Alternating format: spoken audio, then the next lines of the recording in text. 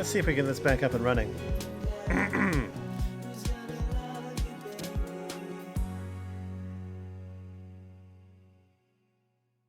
Come on.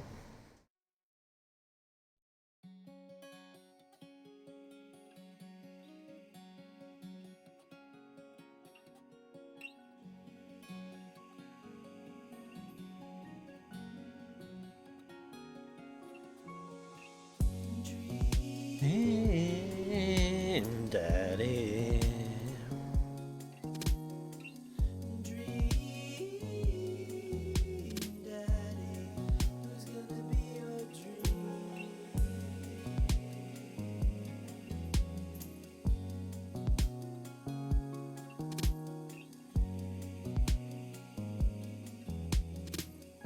Okay, that's bad.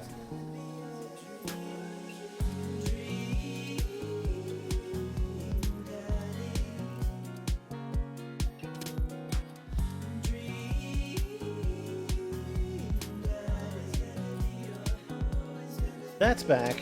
Okay. Let's have no more of that, shall we, please? I wanted at least a little bit more time with dads.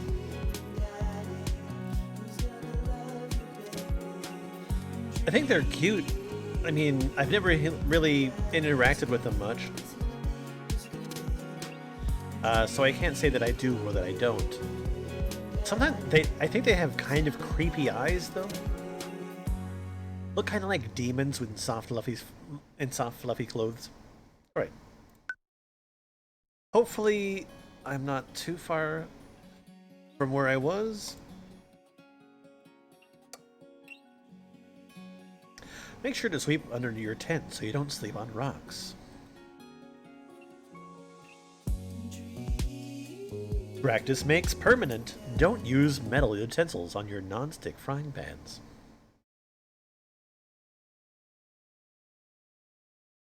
Come on, Dream Daddy.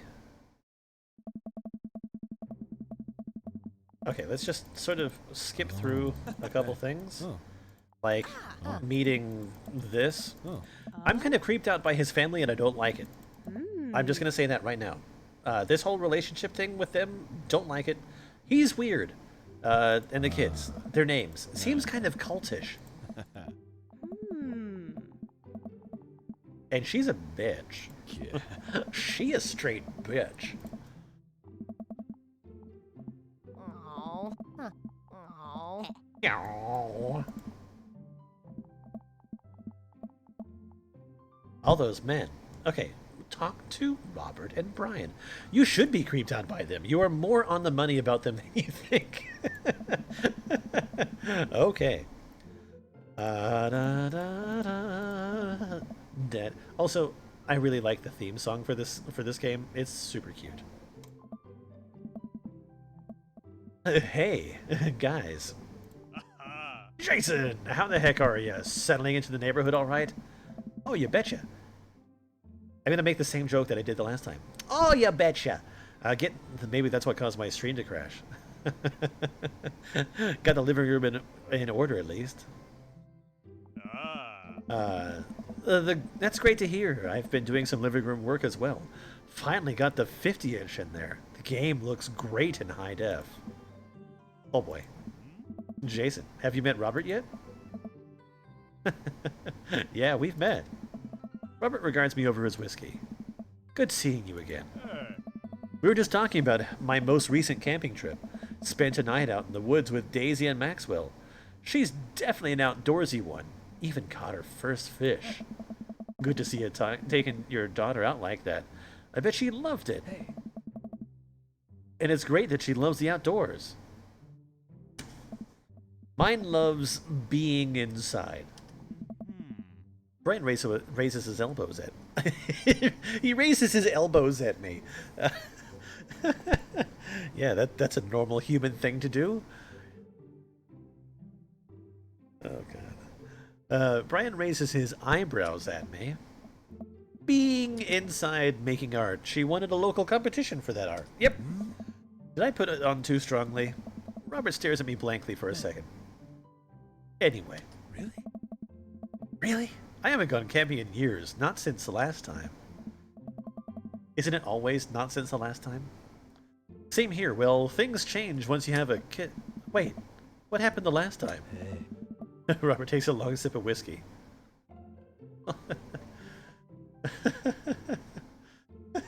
Raise your elbows like this. Oh my god! Just raise your elbows. It's fine. Gotta raise your elbows like real high. Gotta put them like up over your head. That's the true people know. Thank God. That is not a thing. Robert takes a long sip of whiskey. Well, old Johnny Boy and me were out in the back country. Johnny Boy is a strong kid. Met him in my army days. Comes from Kansas. They build him tougher out there. Anyway, things go south pretty quick. Johnny Boy breaks his ankle when the rope bridge snaps. You can see the bone popping out through the skin, and Johnny Boy's screaming now, crying for his mama, losing blood. We're 2 days out from the next living soul, and here I am with my dear friend bleeding out in front of me. The cheekbone dance is actually a mating dance. Oh my god. Is that what I was just doing? Okay, anyway. I'm able to dress the wound, but now I got a fireman carry a 6-foot, 180-pound man over some of the toughest terrain I'd ever been in. I won't lie to you. There were moments during those 2 days where I thought of leaving old Johnny Boy, but you build a bond with your brothers in arms, and that bond never breaks. I got that boy back to civilization, but I lost some of me out there.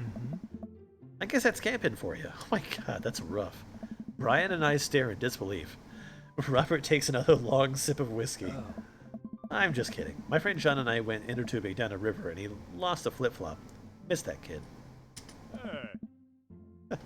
So, okay. He's severe. Like, he's not my favorite dad. He's kind of funny. He's okay. Brian and I laugh nervously. Or am I kidding?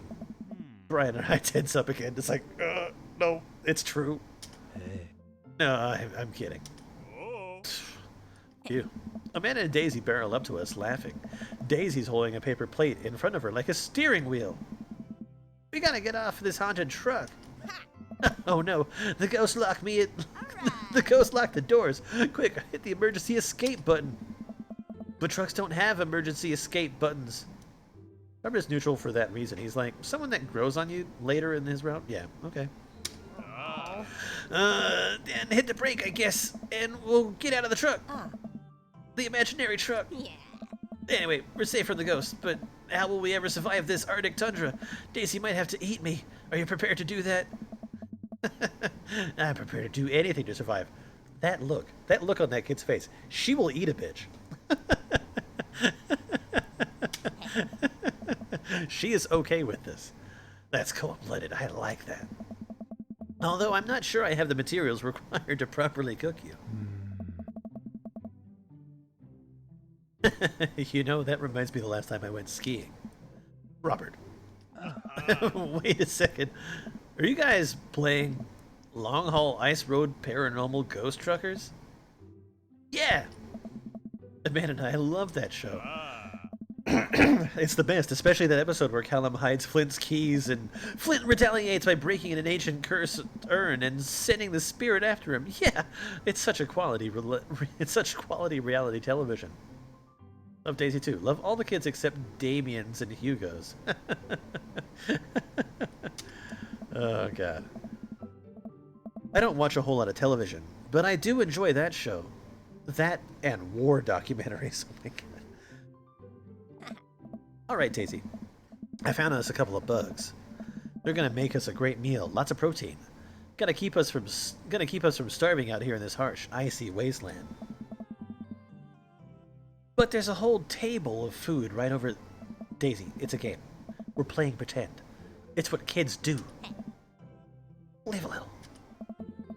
Manny gives Daisy a handful of gummy worms from the snack table. They eat them with mock disgust. Let's go find kindling for a fire. Okay. But not an actual fire. Because we're playing pretend? Now you're getting it. Daisy and Amanda run off. What a couple of kids. What a cute couple of kids. They are a couple of kids.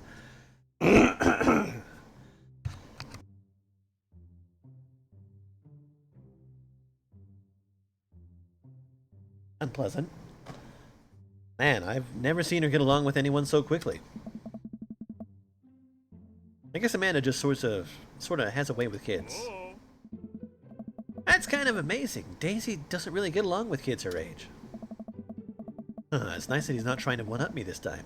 Maybe we can have a regular friendship after all. Need a cough drop. Actually, a cough drop wouldn't be that bad. It's probably just like the day stuck in my throat.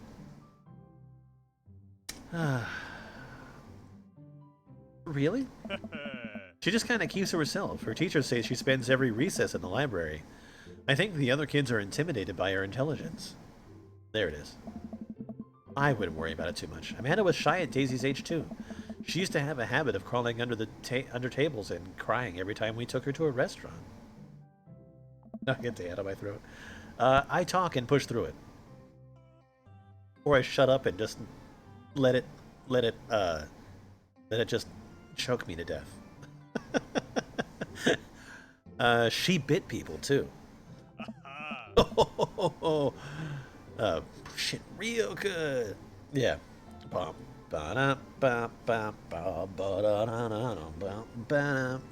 need to play Rock Band again soon.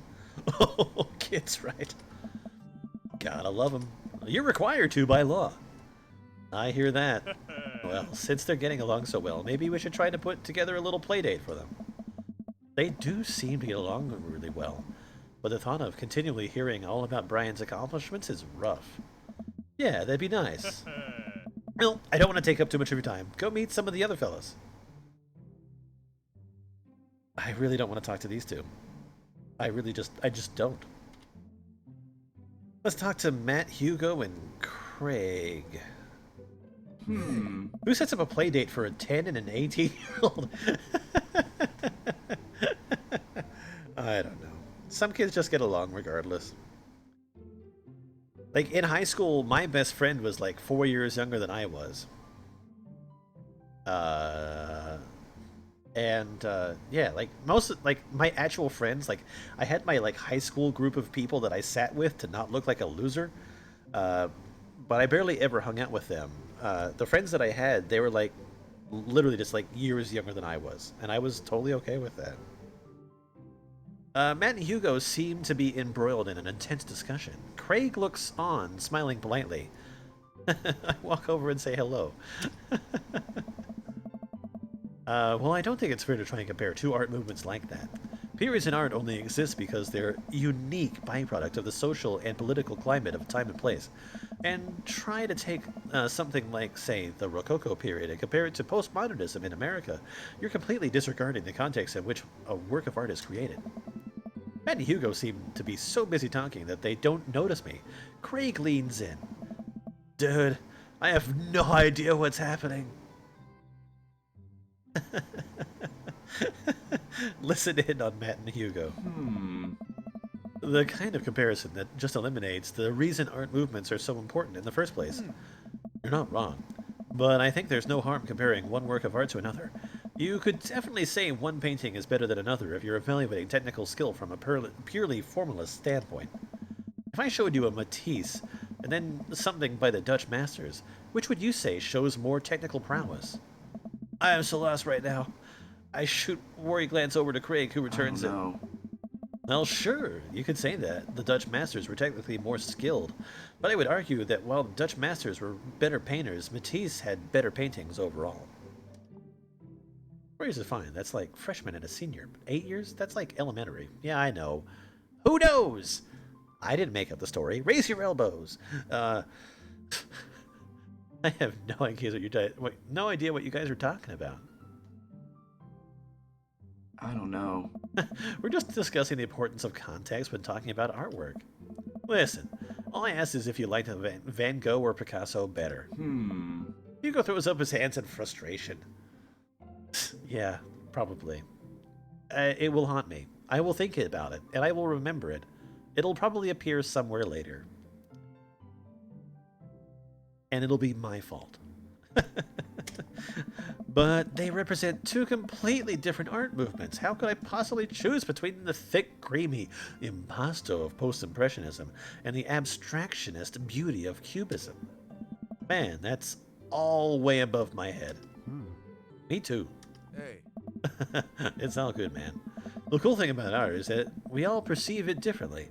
A single piece could have a totally different effect on each person that looks at it, and that's awesome. Just 1 minute about that. Hugo, please. Sorry. I get really fired up about art stuff. Jason, how are you liking the neighborhood? It's pretty nice. Everybody's been super friendly. Hey. Seems like your daughter is fitting in just fine.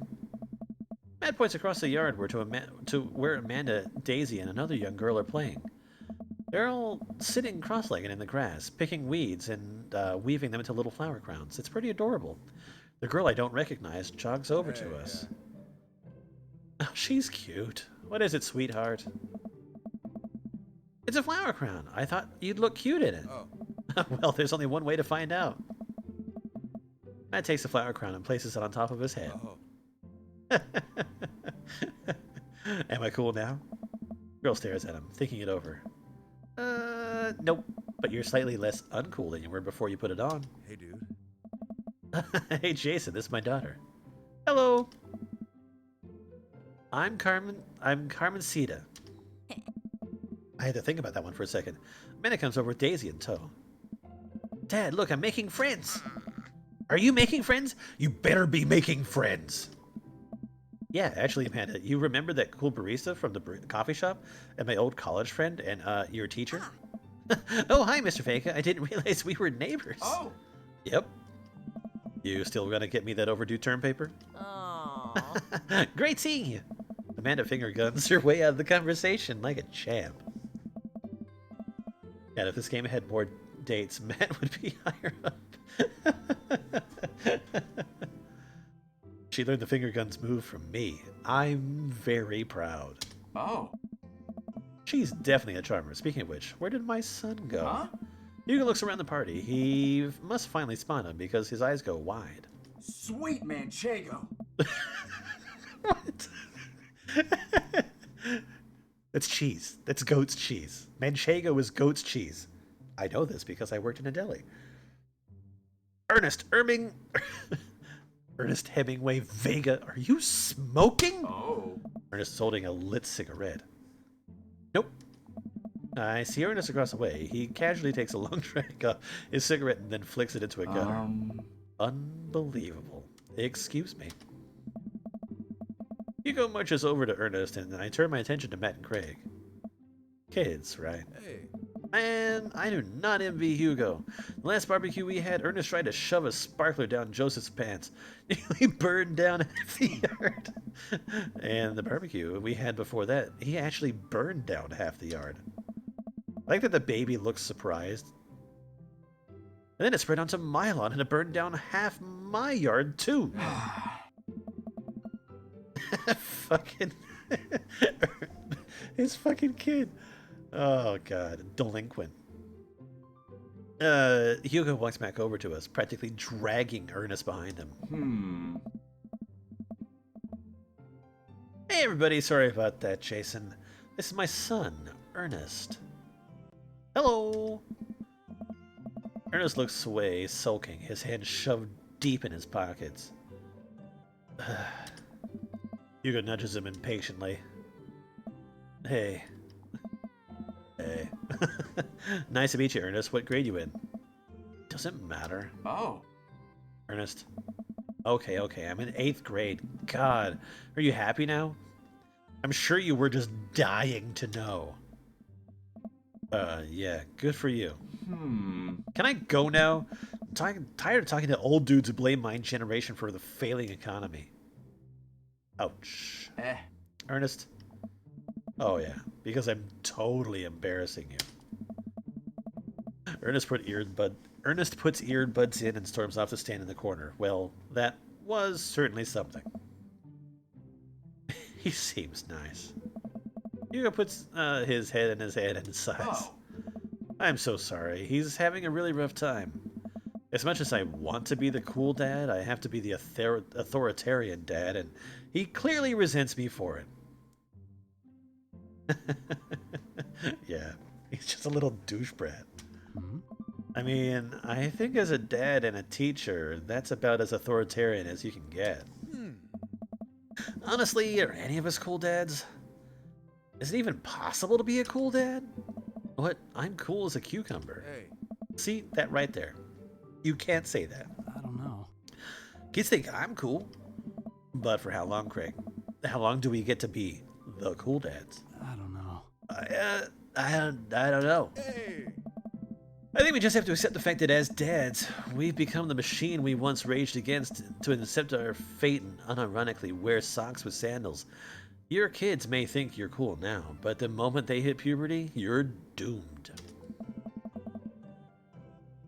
Man is 18 and she still thinks I'm cool. Yell across the yard to my daughter. Amanda! I'm cool, right? Amanda just laughs. She keeps laughing. I see your point. Oh no. As much as we all want it, I don't think it's as important to be a cool dad as it is to be a good dad. We can't all be best friends with our kids. It just doesn't work. I mean, look at me and Ernest. Our job as parents is to make sure our kids turn out okay. Yeah, you're right. But it'd be nice to have it both ways. Hearing these guys talk about this makes me think of my relationship with Amanda. We get along so well, but there might come a time where it won't be like that. Is college when it happens?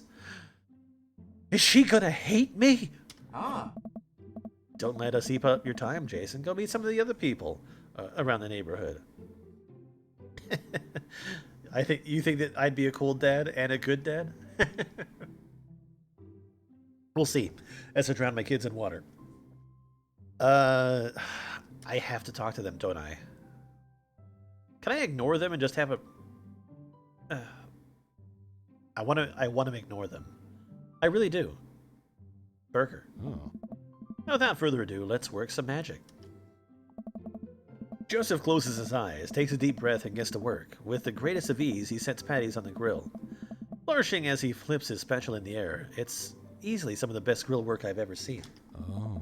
I can't ignore them, and I did. You guys think this is my first time in front of a grill? He's working faster now, effortlessly tossing cheese on the patties and perfectly grilling onions on the side. One after another, the dads take notice in the crowd around Joseph to admire his masterful technique. Oh. You probably didn't know this, Jason, but Joseph's known around here for his grillmanship. He's ungrillievable. Thanks, Brian. Thank you.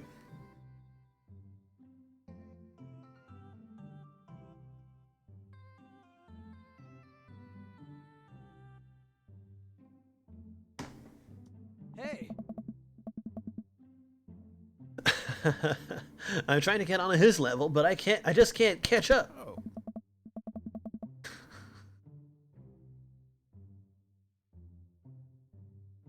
Yeah. Let us keep studying. He has a rare quality about him. Mustard, we keep talking about this. Can't we just appreciate the artist? Hey.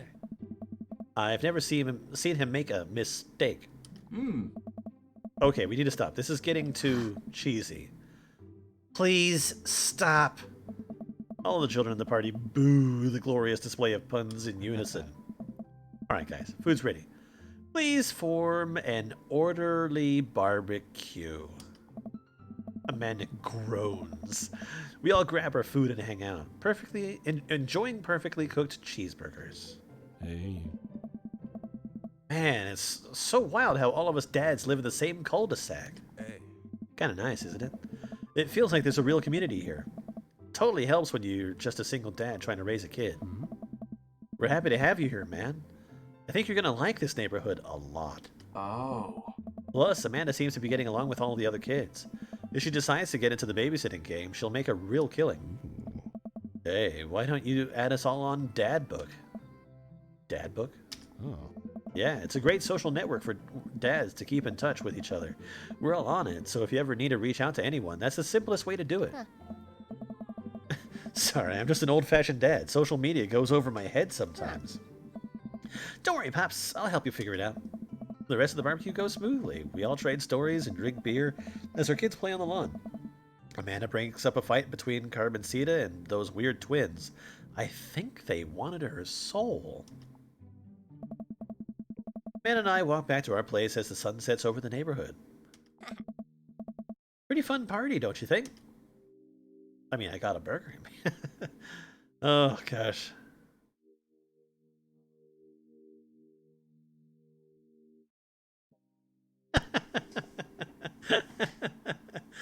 Yeah, you probably would.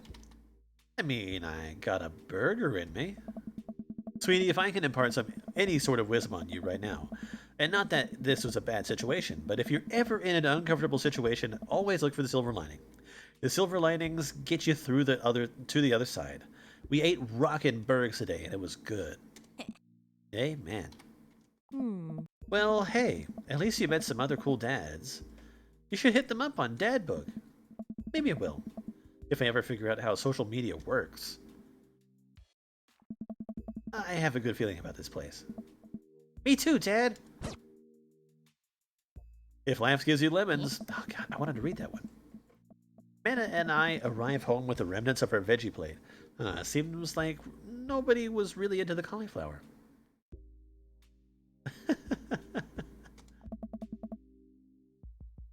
Any big plans for the evening?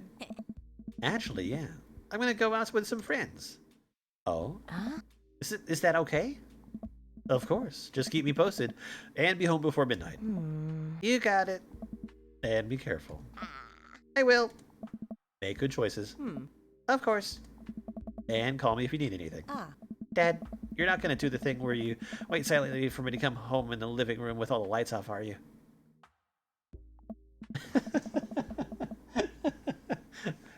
Okay, so if I had to pick...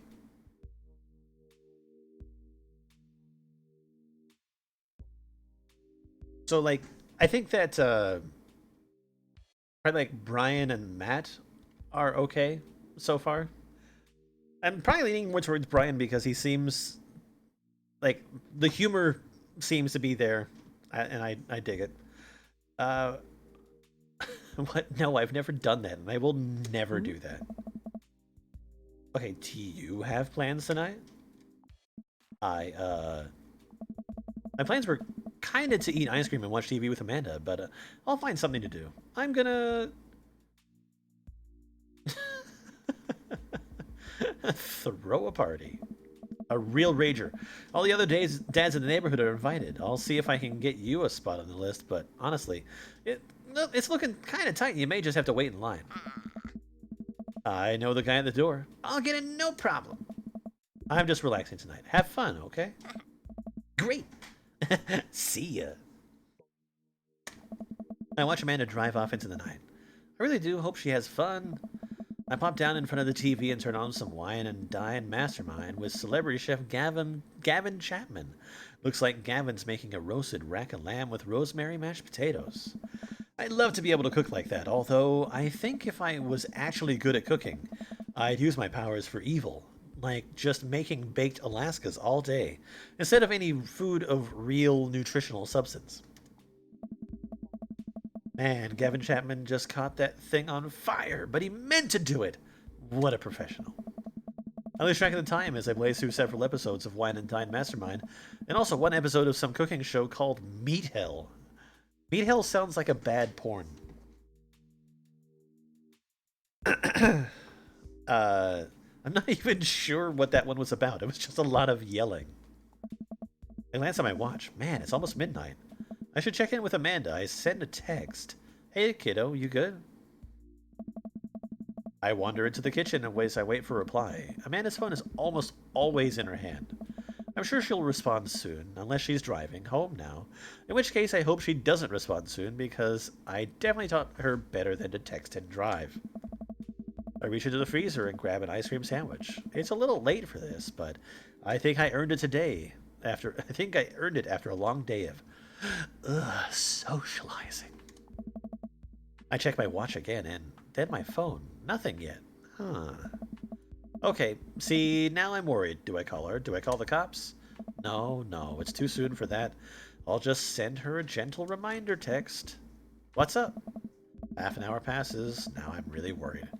The episodes of Gavin Chapman's Meat Hell are not only not assuaging my anxiety, but possibly exacerbating it with all the yelling, so I keep pacing around the house waiting for her to come back. Why didn't I find out where she was going? Who was she even with? Why don't I know any of her friends' phone numbers? Why don't I even know any of her friends' full names? Meat Hell, get your raw meat used and abused. Who is Emma P? I decide to send her another text. Amanda, please text me and let me know you're okay. I can't help but think of all the awful things that could have happened to her. Oh, thank God it's her. Amanda opens the door and shuffles in. Finally she's back home. I'm glad she's okay. Sup? Sweetie, thank God you're safe. Yep. But now that I know she's okay, I'm really mad.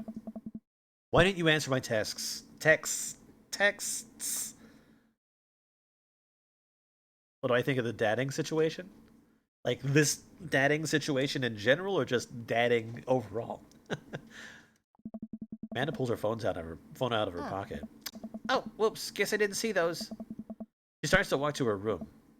Amanda Ann. Oh, we're playing at the middle name now? Amanda, you came home an hour and a half after your curfew. You didn't respond to any of my texts. You really freaked me out. I was about to call the cops. I probably wouldn't say that I was about to call the cops. I'd be worried, though. I'd be pissed off. Dad, you're seriously overreacting. You're not going to be like this when I go off to school, are you? I have a right to be concerned. You're my only daughter. Well, I can't give you play-by-play of everything I do all the time. I'm 18. You shouldn't even be giving me a curfew in the first place. Sitting on the couch, I put my head in my hands. I feel very tired all of a sudden. You really scared me. Just please don't do that again. Alright, I'm gonna go to bed now. Anna closes the door to her room and I head to mine. Jeez. As I'm falling asleep, one thing she said keeps echoing in my mind.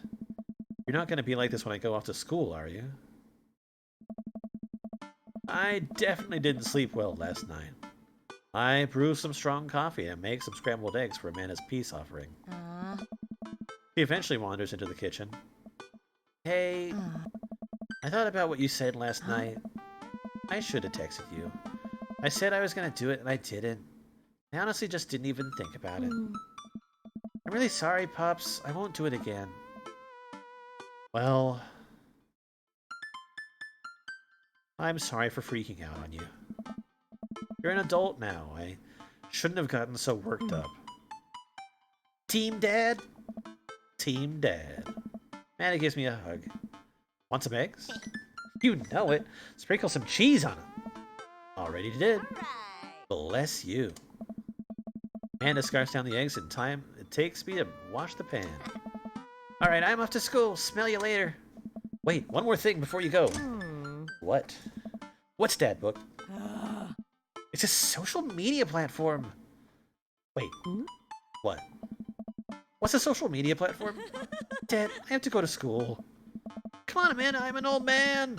I can't put together a Dadbook profile on my own. Alright, I'll help you sound interesting on the internet. Amanda spends the next couple minutes setting up my profile on Dadbook, which, as it turns out, is a place where dads can get together and talk about fatherhood. Alright, Pops, we gotta fill out your profile. Let's get some likes and dislikes.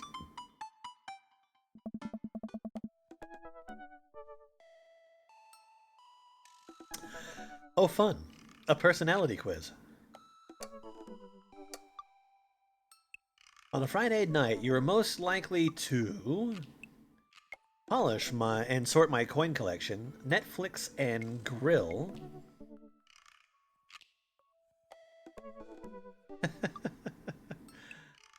fall asleep watching the History Channel, torment my children with dad puns, sink into blissful oblivion.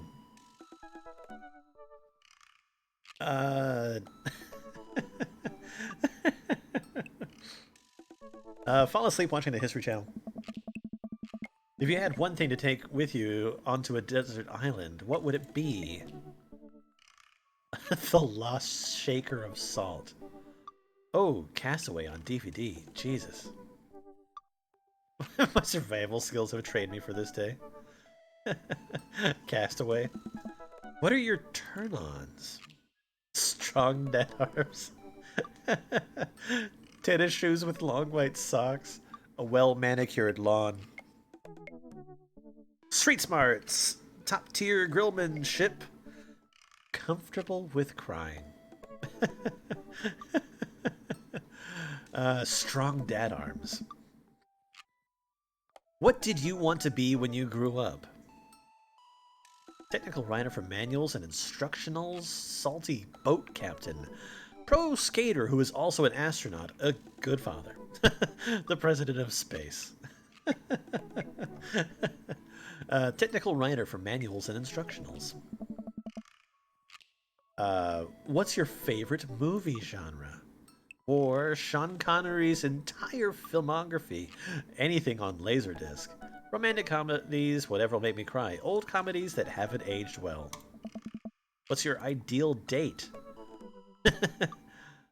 Oh. I already know what my answer is. Being emotionally vulnerable. No, arson, trying to get geocache, but getting hopelessly lost. It's doing a 1,000 piece puzzle together. What do I never... I like talking. English is my first language. What do I never... I did it again. What do I never live home without? Hi.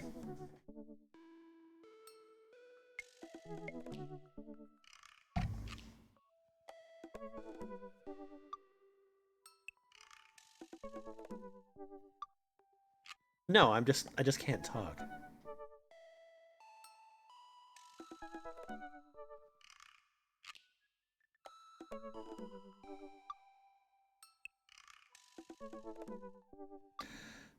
I never leave home without a sensible cardigan, my sick vape, my book of world jumbles and a pen, a cool knife, my cripplingly low self-esteem.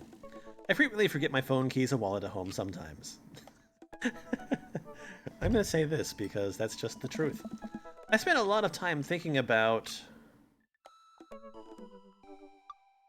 conspiracy theories, how proud I am of my child, potential ends of the world, if I'll ever be able to love myself as much as I love my grill, when I can get a next cup of coffee, and lawnmower modifications. Conspiracy theories. Profile complete. See, that wasn't so bad. Yeah, that was actually kind of fun. I could totally spend all day on here just looking at people's profiles. You should message one of them. Or more than one of them. All of these dads seem pretty interesting. Okay, I promise I'll make some friends. Amanda gives me a hug. Go get him, Dad. Hi. Welcome. You've got dads. You've got dads.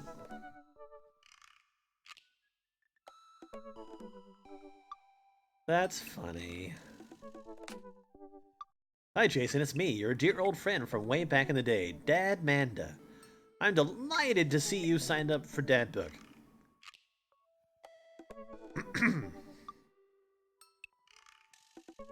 They've recently added this exciting new messenger service, so you may find yourself receiving messages from other dads like myself. Take care not to miss them. Amanda, is that you? What are you doing on Dad Book? Why, Jason, I never. We've known each other since business school. How could you possibly confuse me for your amazingly talented and easy to buy things for daughter? Though I am, of course, flattered. You should buy Amanda more things. Amanda, I know I didn't go to business school. I barely even managed to get my degree.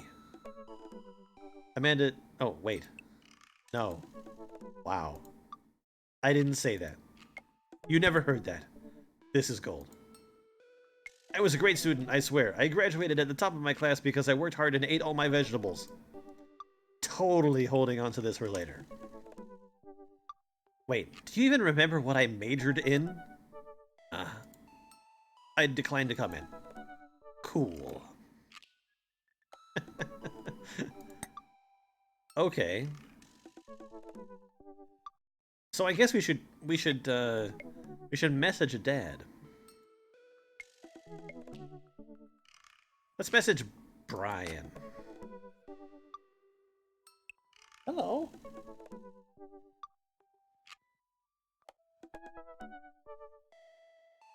Wait. Okay. Hey, I'm Brian. I spend most of my days hanging out with my awesome daughter and thinking up new ways to grill things. If you like fishing, then we'll get along.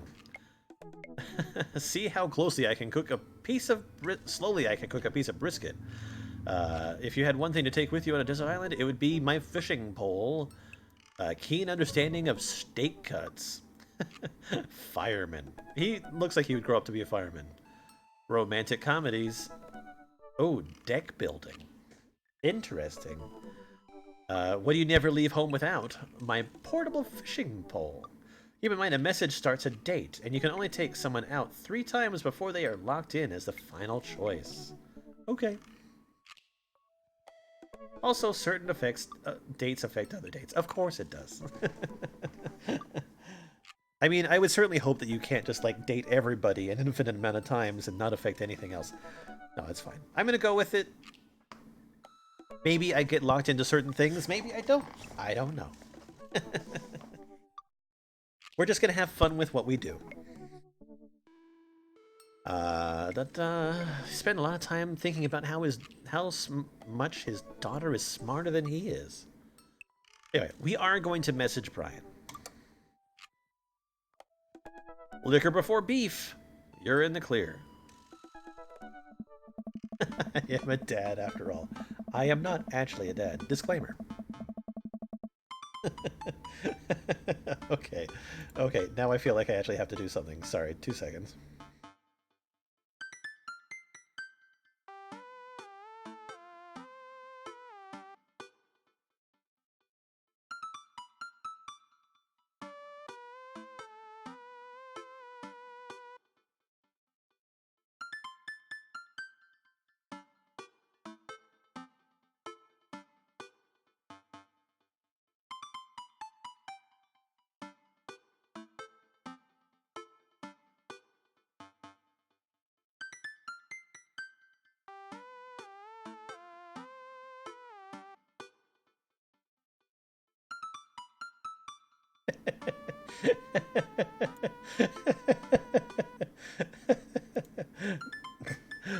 just to make sure that it's quite known. Not a natural dad. Okay, we can continue now. I'm done laughing at my own stupid joke. I crack my knuckles and start to typing. Hey Brian, great gabbing burgers with you at the cookout yesterday. We should get the kids together and hang out soon. I wait a couple minutes until a ding comes from my computer and a message pops up on the screen. It's Brian! Let's see what he has to say. Hey man! Always love a good burg with a buddy. We should definitely hang out. What do you think about mini golf? We could bring the girls out and have ourselves a little friendly competition. Rock on. Brian. He signed his name. That's cute. Friendly competition. This is perfect.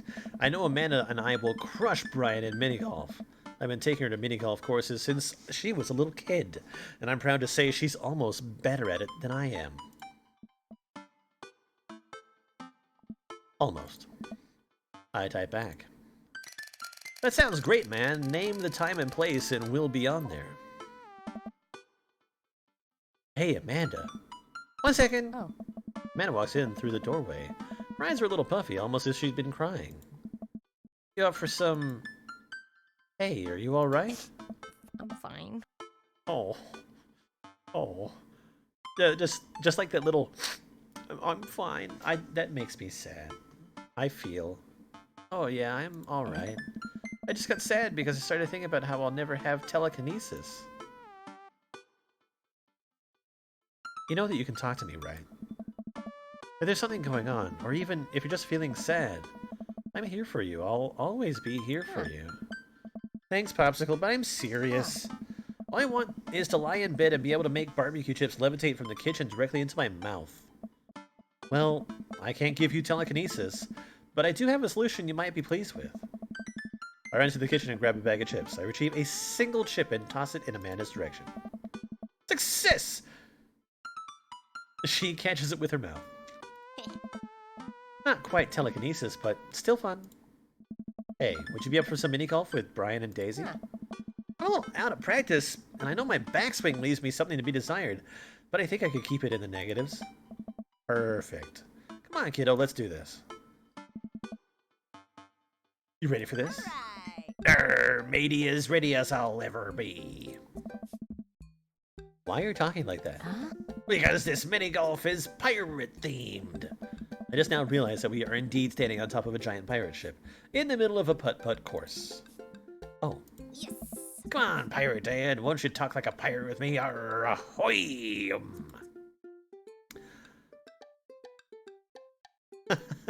Don't see pirates, only angels.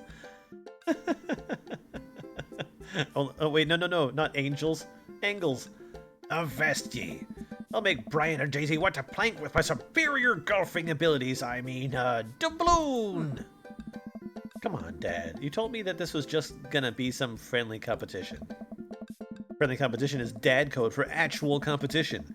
I need to prepare my body, mind, and soul to defeat Brian on the field of glorious battle. It's just mini-golf. Just mini-golf. It's so much more than that. I kneel down and place a hand on Amanda's shoulder. I just want you to know that there's no pressure. It's not a big deal. Don't worry about it too much. But we have to beat Brian at mini-golf. Whatever happened to just having fun?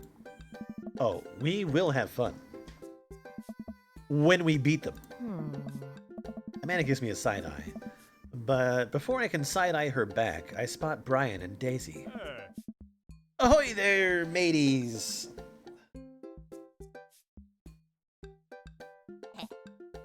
Ahoy!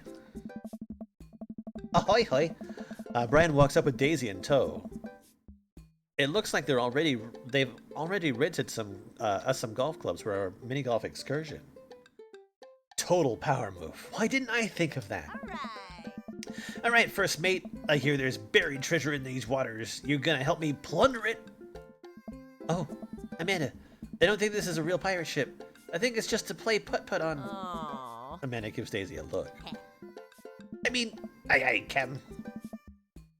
Daisy winks at Amanda. Look at those two.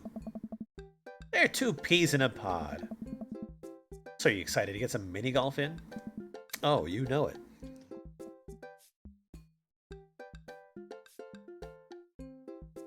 Oh. You a gambling man? Do I get you if I win?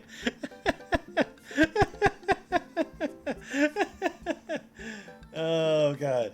Just go straight fucking for it, yeah?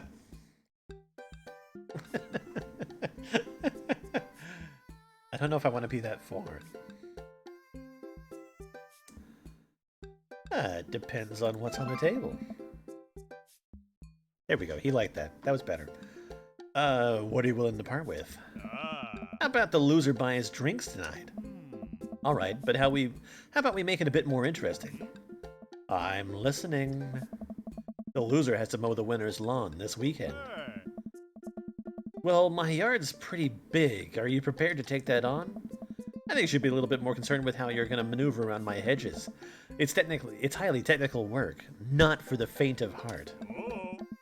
I don't think I'll need to worry about that. I am very good at mini-golf, you know. I am very good at mini-golf. Oh, yeah? Hole-in-one every time. What I just said is not a true thing, but it already came out of my mouth, so I have to stand by it. I'm looking forward to seeing that happen. Brian and I eye each other up and down. May the best dad win. Brian and I shake hands and lock eyes. Mini golf, the new courtship, yeah. It's about to go down. Oh, I actually get to play golf?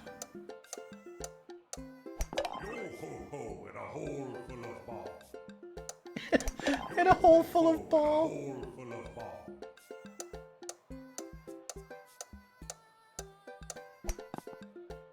Ah, shit. Dead men sink no putts.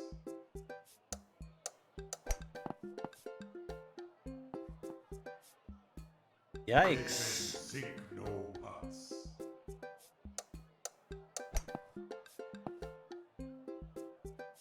That should have gone better. Lost your ball.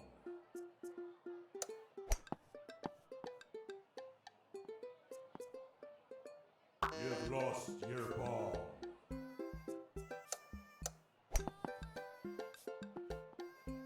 I saw this going differently. You've lost your ball.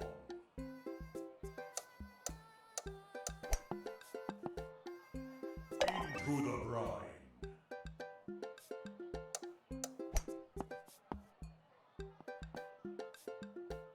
I was so close. Your ball. Rank A. Getting there! Run through the fishing line. Amanda pulls me aside while Brian and Daisy start walking to the next hole. Hey, you having a good time? I'm having a great time. I'm having a fantastic time trying to destroy Brian underfoot. Or destroy Brian underfoot. What? I just asked because your eye is twitching. No, it's not. I feel my left eye twitch. Amanda raises her eyebrow. She raises her elbows.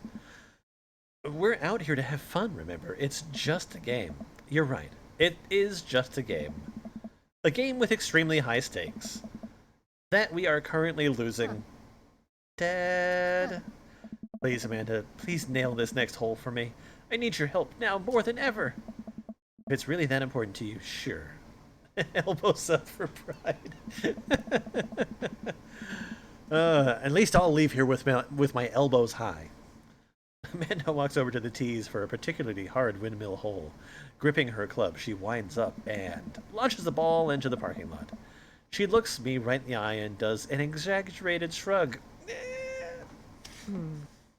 Oops. I disagree with her actions, but appreciate her act of youthful defiance.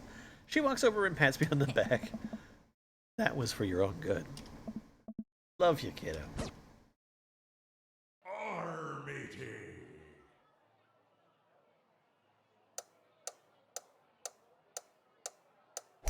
Into the brine. Into the brine. No, I thought I had the angle right. Oh, wait. Oh, fuck you.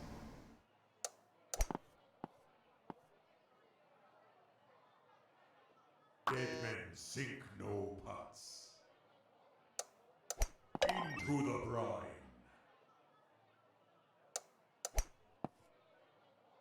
Into the brine.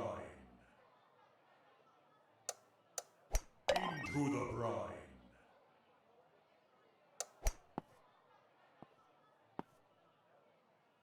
Into the brine.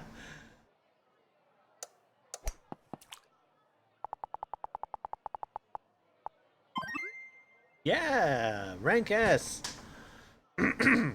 Medicine is not always the best medicine. We've seen that one before. I try to maintain an air of professionalism because there are children present, but confetti cannons are going off in my brain and someone else is placing a wreath around inner me with the words "Best Dad" emblazoned on it. Man, that was some good shooting there. I have bested you on the field of battle. Mini golf is no joke. The secret of mini golf is that you have to be really, really good at it. Daisy, did you have a good time? Yo, I did. We haven't even found a buried treasure yet. I think we would need to apply for a permit to dig around here. I like her. She's cute. I can take Daisy home so we can get the city paperwork started for digging. You two go enjoy your night. Felt like a plan, Jason. You cool with that? Sure. Just don't get yourselves into too much trouble. Can do. I'll make sure we get into a perfectly reasonable amount of trouble.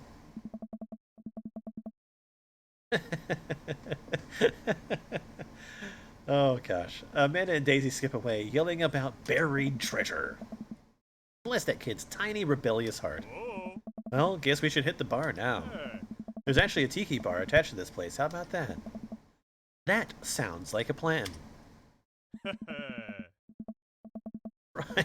Brian and I walk into the Freaky Tiki, a kitschy island theme bar. Palm trees adorn the walls and several fake parrots are strewn about. Ukulele music plays softly in the background, and Brian and I approach the bamboo bar. Guess I'm spending more time with Brian, which is a little more bearable since I won.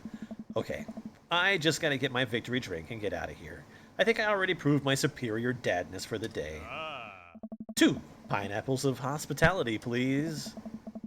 The bartender whips us up 2 rum drinks inside of hollowed out pineapples. He sets them on fire, and we have to blow them out before we can drink them. Usually I just like to, I don't know, drink my drinks.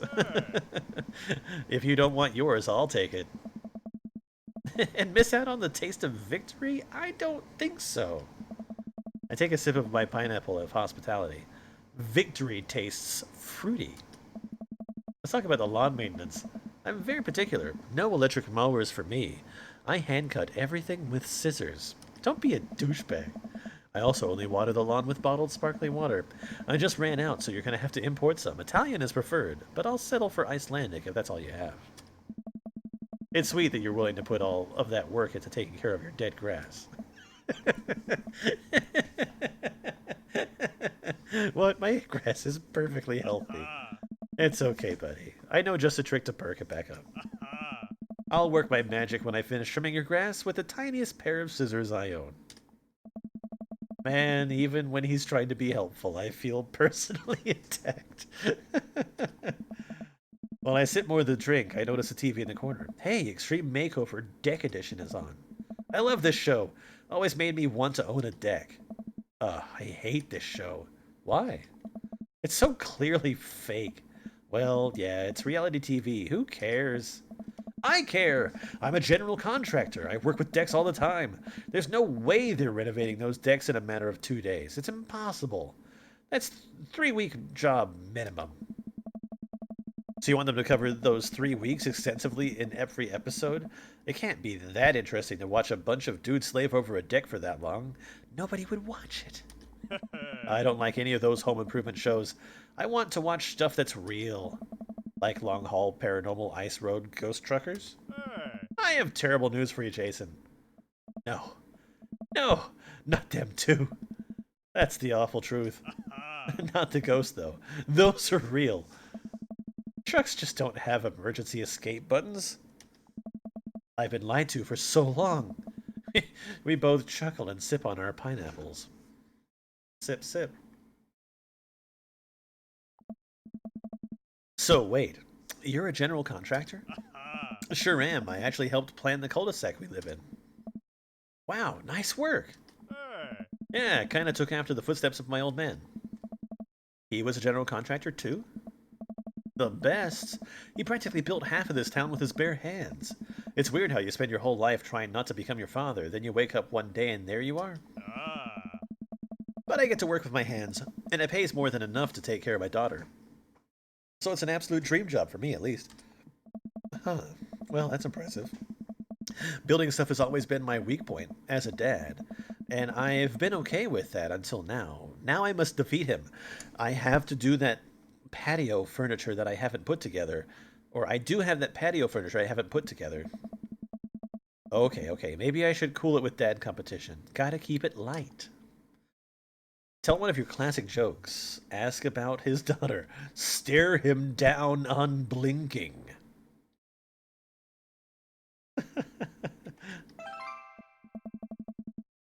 I'm not my dad, and if I do become him, I hope I end up in jail. Yeah, don't become your dad. So a 3-legged dog walks into a bar. Uh-huh. And he goes up to the bartender and says, I'm looking for the man who shot my leg. Is that how it goes? Nope. but I refuse to admit it. Yes. It's one of those anti-jokes. It's very avant-garde, you know. You want to hear a joke? you want to hear and like this isn't my joke. This is a joke that I've heard from other places, but it's like one of the two jokes. It's one of the two jokes that I know it has become one of my jokes because I find it hilarious. Anyway, so one day, three girls all want to know why they were named the way they were named. So the first daughter goes up to the mother and says, "Mom, why is my name Rose?" And so the mother looks at her and smiles and says, "Well, Rose, it's because on a day that you were born, a rose petal fell on your head." And Rose, you know, she thinks about it and she's happy and she says, "Okay, thanks, Mom." And she runs off and plays. The second daughter runs over and asks Mom, "Mom, why is my name Daisy?" And so the mother smiles and looks at Daisy and says, "Well, the day that you were born, a daisy petal fell on your head, and so that's why you're named Daisy." And so Daisy smiles, runs off, plays with her sister. Then the third daughter comes up and looks at the mom and says, "No!" And the mother looks angrily at the child and says, "Shut up, fridge." That's it. Oh, so it was supposed to not be funny. Sure. I take a long sip of my drink. See, we can keep things friendly here. This is perfectly pleasant. I could do this all night. Because I feel an innate need to impress Brian and prove I'm better than him, obviously. Yeah, fridge. That's the only reason, I think. Let's keep it moving. Compliment his beard. Oh, he really liked that. Your beard is nice. It looks very healthy. Thanks, I grew it myself. Ah, yeah, there you go. Hey, you're not allowed to dad joke another dad. Is this how our daughters feel all the time? I'm upset. Hey. Hi, upset, I'm dad. No! I mean, you walked right into that one. That's Dad Joke 101. Listen, buddy, I took Dad Joke 101 years ago. I'm in the 400 level classes and well on my way to a degree in fart humor. Wow, Amanda must be so proud. She is not. Look around in the room and take in all the kitschy decor, looking for something else to comment on. There's a gigantic fish hanging above Brian, and I gesture to it. Cool fish. It's definitely fake. Oh, really? Everything in here is fake. That palm tree over there is just a ficus with plastic coconuts glued to it. Look over, he's right. But I almost got something like that fish once. Mine was bigger, though. Of course it was. Oh, really? Yep. I went on a trip to Hawaii maybe a decade ago. We were out on the sea for 3 days, catching fish, drinking beer, you know, guy stuff. We had a hot plate on the boat so we could sear the fish right after we caught it. Throw a little bit of salt and lemon on there. Oh, man, that's some of the best food I have ever had. That actually sounds amazing. It does. It sounds really quite good. Well, it was the last day. Everyone had gone to bed already. But I was out there watching the stars, had my line out too. Then all of a sudden, it just starts running. So I jump on the reel before it gets ripped out of the rod rack and start fighting with the damn thing. I'm out there for maybe an hour. Can't call out to my shipmates. It's just a man against nature. Finally, I'm starting to tucker the guy out. I get him up on the surface and finally get a sight of it. The biggest marlin I've ever seen. Hemingway-esque. I get it onto the boat single-handedly. Cooking stream. I don't know. It could be fun, but it's probably a long way off. I will say that. And you know what happens next? What happens next? The damn thing smacks me in the face with its tail, knocks me out. I wake up the next morning on the deck. The fish is gone. I never felt dumber. So it got away?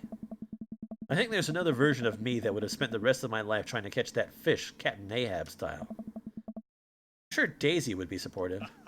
Oh man, fishing's a life. Haven't gone enough lately. You go fishing? Actually, I have a confession to make. What? Wait, what am I doing? Why am I having this inexplicable urge to be vulnerable with him? I can't tell him that I'm terrible at fishing. I lean in close.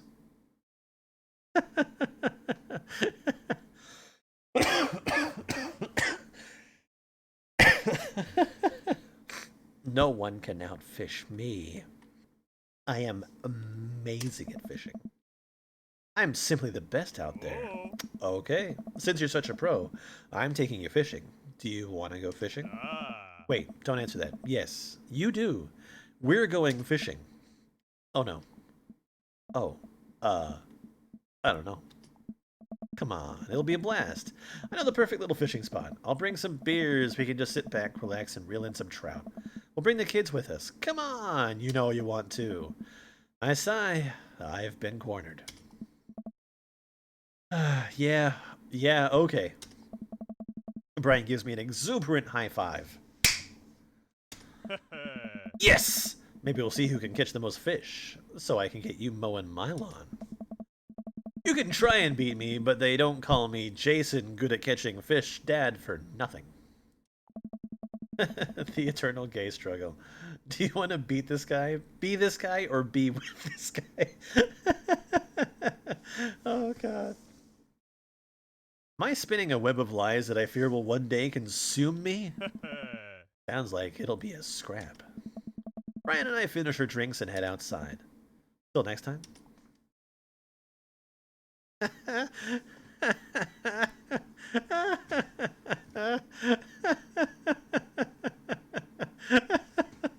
Oh god. Oh god. Oh god. Yep. Great opportunity. Yeah,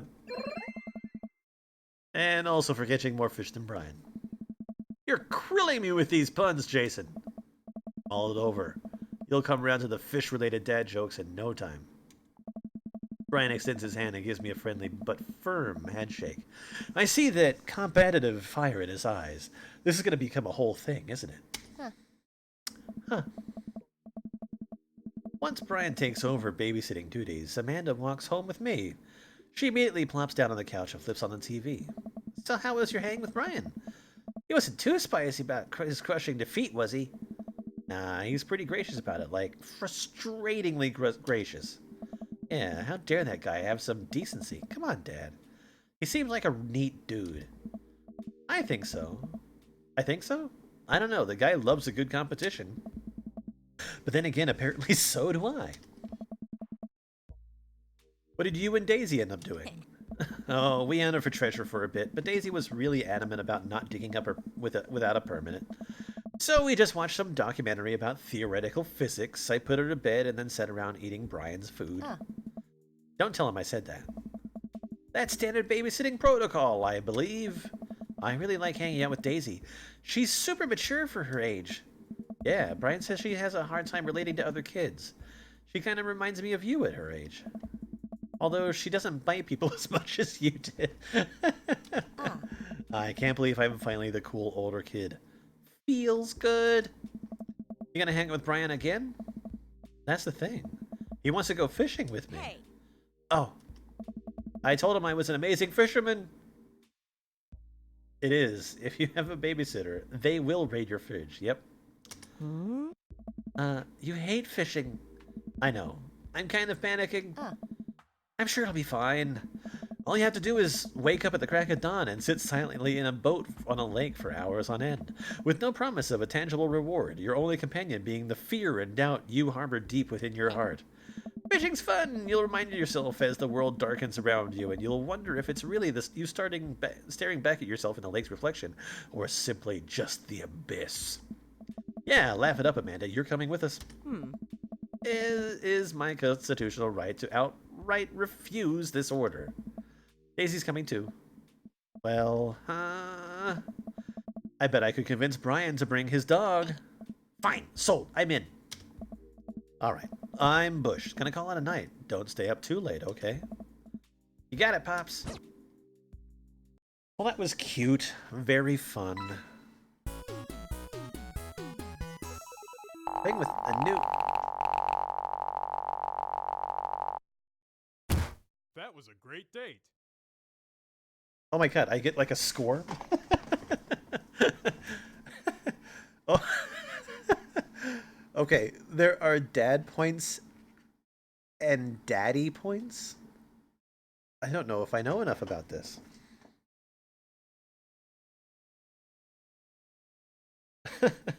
Dad Snark Grill Rivalry Competition Pirate and Tiki. Oh my god. Oh god. Soft boy.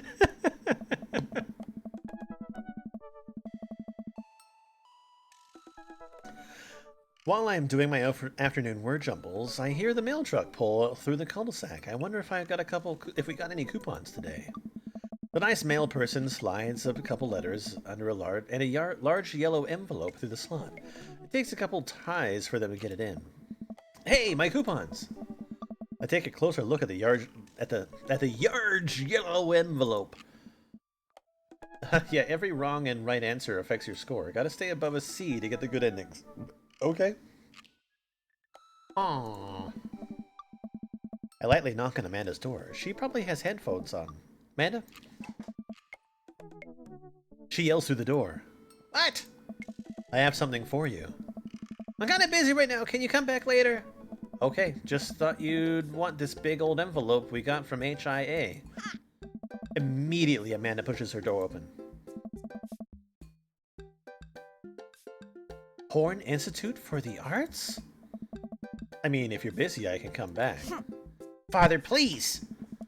I hand her the envelope, which she tears open with her teeth. That's probably bad for your teeth. She doesn't seem to hear me and spits out a piece of envelope.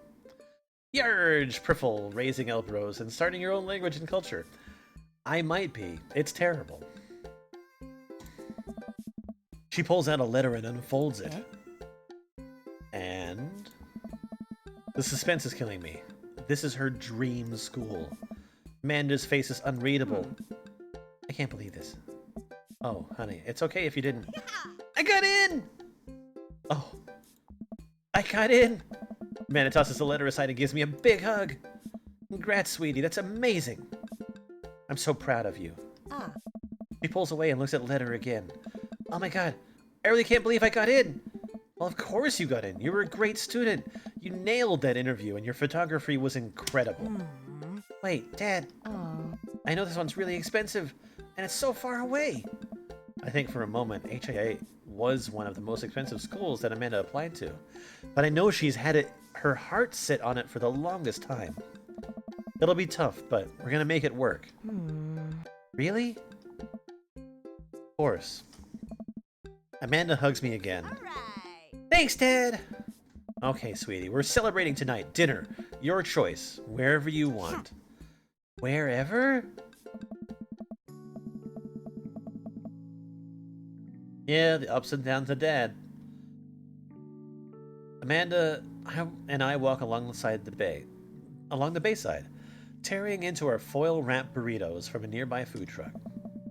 You could have chosen anywhere in Maple Bay. Cost was not a determining factor. Please, Dad, you know I'm a simple gal. Just give me a Rito with a view. I can't say I'm mad. Amanda and I sit on a patch of grass and watch ships sail lazily through the bay. And the dorms are right near a bunch of cafes, and there are all these galleries nearby, and there's a discount if you bring your student ID, and... Amanda, slow down. You're gonna choke on your burrito. I know. I'm just excited. Did I mention that students get their own studio space once they're seniors? And we all get the professional photo editing software for free! It's nice to see Amanda so enthusiastic about HIA, but I wish she wouldn't do it in between bites of her burrito. I thought I taught her to chew with her mouth closed. If I had a kid, would you help them go to college wherever they wanted, or would you gently steer them towards more affordable options? If it made my kid happy, I would do anything that I possibly could for them. And that's the truth.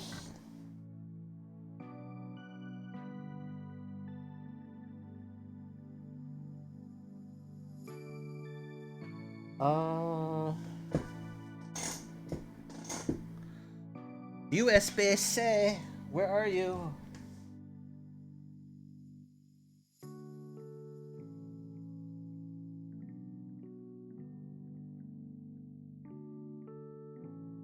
Well, I don't know. Okay. Future children get at him. No, I'm in the hurry for that. What's that? Oh, come on. Just relax here, buddy. Phone. Go away. Nice to see Amanda. Okay. I thought I taught her to chew with her mouth closed. I wonder who my roommate's gonna be. You're gonna take a survey online and they match you with someone with a similar major and interest? I bet we're gonna be best friends. You're gonna hate them. Craig and I were. A good roommate can be a lifelong friend. But don't even get me started on bad roommates. Oh no. I'm just kidding. We didn't have bad roommate. Our only other roommate was a puppy that Craig brought home one night. We spent a semester fabricating a story about our new foreign exchange student who had a really bad cough that sounded exactly like a dog's bark. Yeah, okay, come on. Carl ruled. Yeah. Oh, they let you have animals in the dorms if you get a note saying you need one. But I bet I could forge one. I think I'd get a rabbit. Or maybe a snake. Or maybe both. Would a snake eat a rabbit, though? Oh boy. I think I'll leave all that up to you. She's so excited. I don't want to disappoint her, but I need to be real for a second. So, you know I had that talk with Mr. Vega. He didn't tell you about the dumpster fire, did he? What? No. I don't want to put a damper on the good news, but I need you to knock it out of the park with these last few months of school, okay? If you really want to go to Horns, we need that scholarship money. I know you can do it. Okay. Oh, look at her face. I promise I'll try harder. I pat her on the back. I think you can handle a 14-hour drive to come home for the holidays. Or think you can handle a 14-hour drive to come home for the holidays? There's going to be some treacherous ice roads to cross. And don't even get me started on the paranormal occurrences. Well, it'll be worth it if I get to see you. Oh. My eyes immediately well up with tears. Oh, Dad, don't cry. Sorry, I'm just very, very proud of you. You're all grown up now, and you're such a good person, and I hope you know how important you are to me. Dad, stop. You're gonna make me cry, too.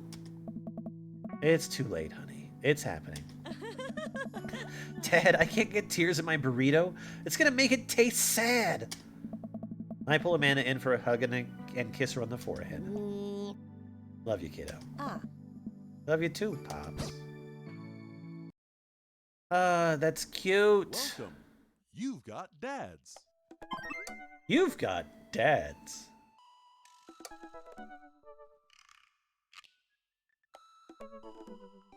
There's a message from Craig. Hey, buddy, so I have a favor to ask you. Robert invited me over for dinner. And it's kind of a faux pas to invite another bro, but I've known the guy for years and I still can't get a good read on him. And I know it's gonna be super awkward if I go by myself. Will you please come with me?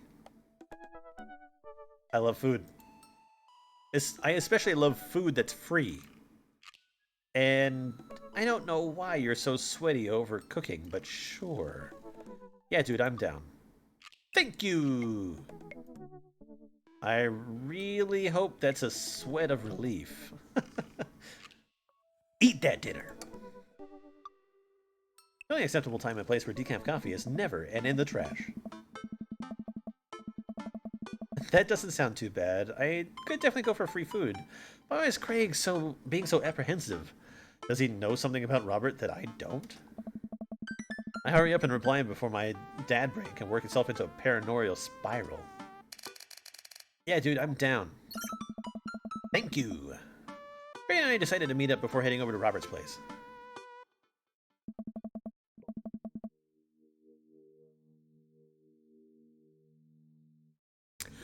He doesn't look like he's in date clothes. I mean, that freaking phone band? That's bad style, man. Ray's waiting on my porch, bottle of white wine in hand. Dude! Jason, boy, am I glad to see you. Likewise, man. Class of you to bring wine. Oh, it's not wine. It's sparkling apple cider. Robert literally has a wine cellar, so I think he's good. Wow. Or at least I think he has a wine cellar. I'm genuinely unsure if he was really telling the truth or not. I can never tell with him. He's got 3 kids. Thank God it's not just me. I never know. He's so deadpan about everything. I usually just laugh it off, man. But man, the guy's an enigma. You start walking over to Robert's house.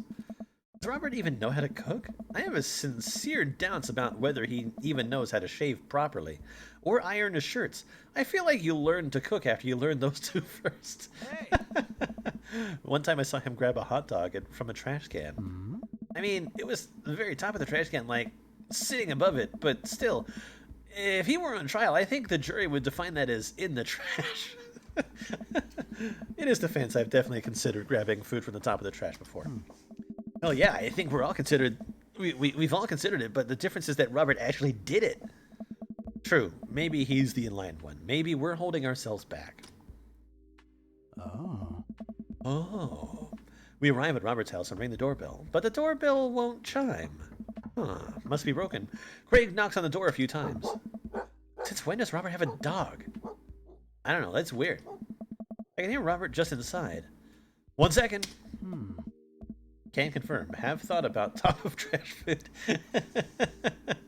This is uncharted territory, Jason. What if he's the one making barking noises and there is no dog? Don't say that. We're not even inside yet.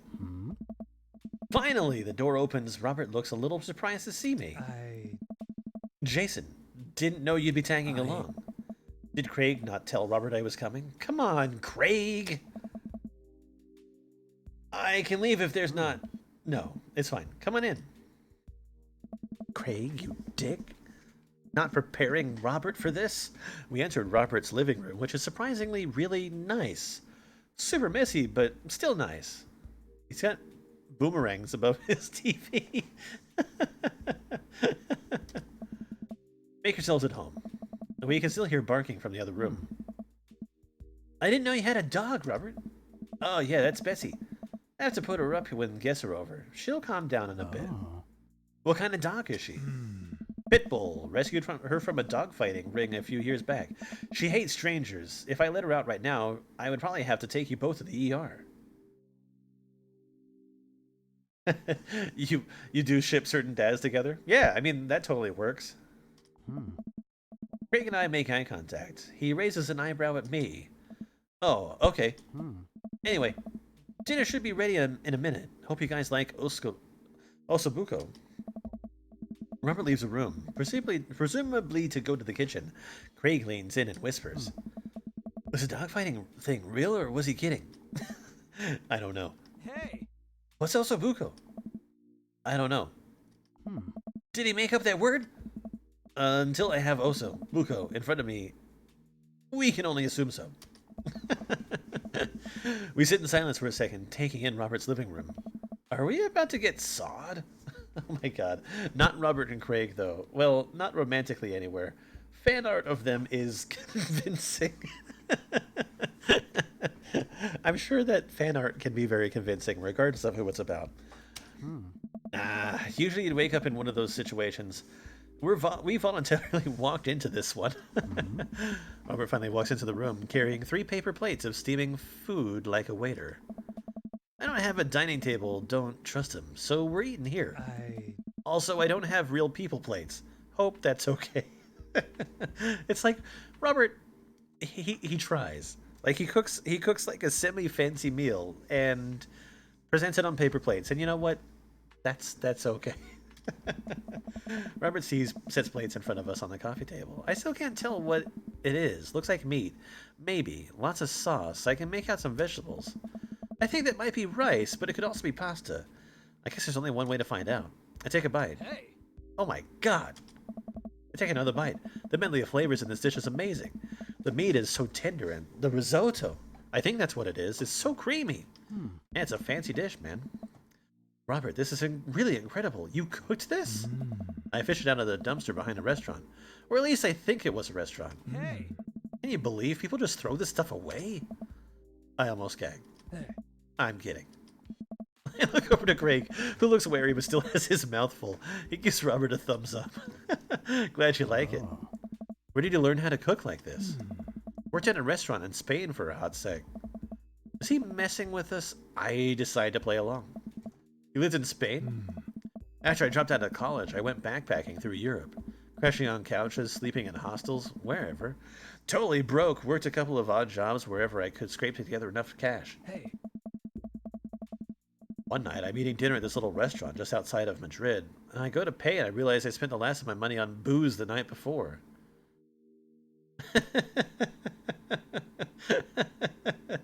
I mean, if you want it, you want it. It's just as simple as that. And maybe Robert wants it. Hey. I'm in the middle of ditching when the manager kisses me and puts me to work in the kitchen.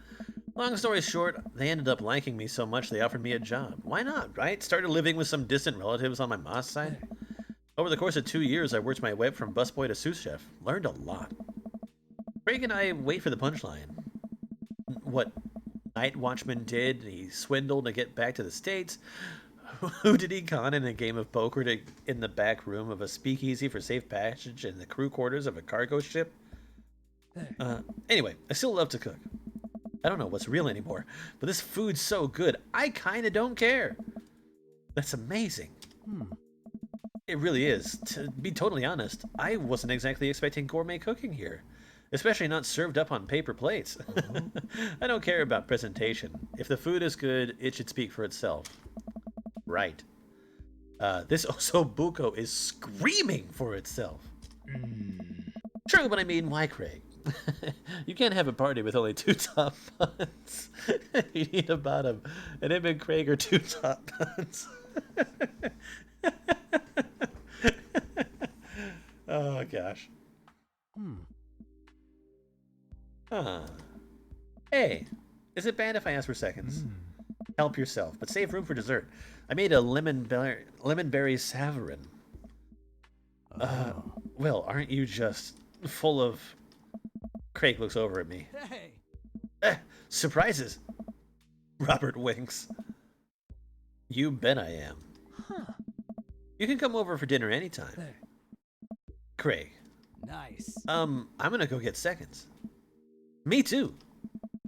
After consuming way more osobuco than my body could handle, and then really ensuring a later food coma with a generous serving of whatever savarin was, Craig and I decide to head out. I don't know. Thanks for coming. I'm making an attempt to be more social. Well, we're always happy to stop by if you want company, especially if there's osobuco involved. Drink a full glass of water in the morning to help Welcome. wake up. You've got dads. I certainly do. Okay, so I'm thinking that before I finish this up for the night, I'm gonna do one more date. I think I want to meet that dad. Avid music enthusiast, passionate coffee drinker, you can find me most days selling bean juice over at the Coffee Spoon, or hanging out at the park with my amazing daughter. Hit me up about 80s new wave music. I guess I've never seen that actual word. Perfect my cold brew setup. One drip at a time, baby. If you had one thing to take with you onto a desert island, it'd be fine tunes to pass the days away. Why? I think that you'd be honestly surprised by things that I actually enjoy. Give me a little bit more credit. I'm actually very well-rounded with things, so yeah, come on. Come on! No, I love this. This is great. This is great. I've wanted to play this game since I saw the first trailers for it, and like I wish and I'm glad that like the playthroughs that I've seen of this game, they were only like the first like bit, because like yeah, like I've seen the first bit, but I haven't seen any of this stuff, so it's fun. Yeah, give me more credit. Come on. One day I'm playing Star Wars. The next day I'm playing a daddy dating simulator. So, yeah, just relax. It's fine. I mean, this channel is called Let's Anything for a reason. Because I pretty much like almost anything. Anyway, multi-instrumentalism, barista, weirdly enough. Shit with subtitles. We go to the animal shelter and seriously consider adopting a cat. My headphones, both in-ear and over-ear, just in case. Where did writing commas into song titles come from, and where did it go? Did we all just agree that it's a bad idea? If they make a mommy makeout simulator... I mean, honestly, it's just like, some things are just fun. That's all it is. This is fun, because they made, like, a solid game, and so far, like, the whole, like, plot line with the daughter, and, like, all the characters, they're all very good, and I appreciate it. I navigate to Matt's dad book page and type out a message. Hey man, great getting to see you at the barbecue. We should definitely hang soon. You free later? A minute or two later, I hear a ding and see Matt's response. Hey dude, I'd be so down for that. I'm actually catching a show tonight at the Soundgarden. Want to come out? What's a Soundgarden? It's a concert venue, but also a band that a lot of people listened to back when it was cool to have soul patches. Oh man, I haven't been to a real concert since Amanda was born. Am I ready for this? Well, I'm thinking. Another message pops up on the screen. PUP is playing, or Pup, is playing tonight. Cool little indie pop punk rock band out of Canada. Should be a fun one. I didn't know you were allowed to string that many words together to describe a band. Whatever. Let's go out of our comfort zone.